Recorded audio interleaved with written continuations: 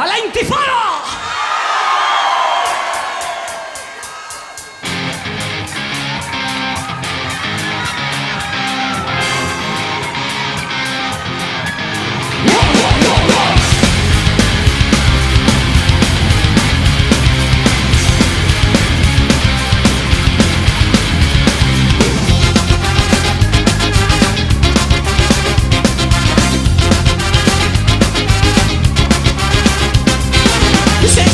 Judíos se aniquilaron de la forma más cruel.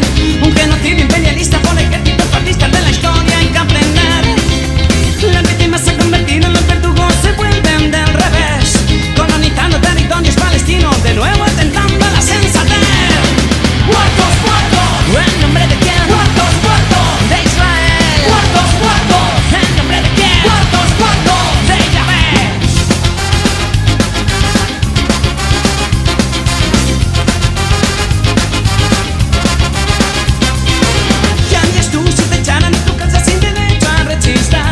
Pisoteando tu cultura, sumergido en la locura por perder la dignidad. Palestina está sufriendo en el exilio la opulencia de Israel, con un gobierno prepotente preparado para la guerra por tú ya sabes quién. ¡Muertos, muertos! ¿En nombre de quién? ¡Muertos, muertos! De Israel. ¡Muertos, muertos! ¿En nombre de quién? ¡Muertos, muertos! De Yahvé. Piedras contra balas, una nueva intifada en Cisjordania, en Gaza o en Jerusalén.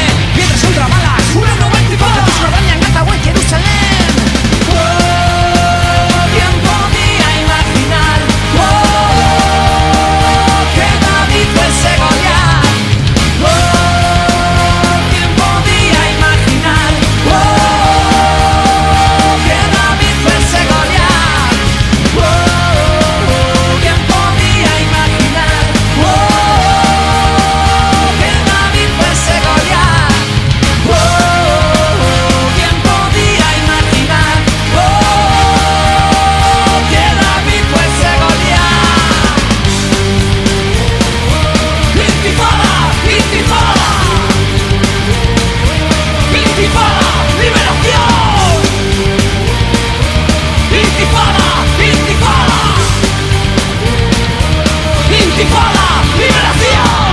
¡Viva Palestina!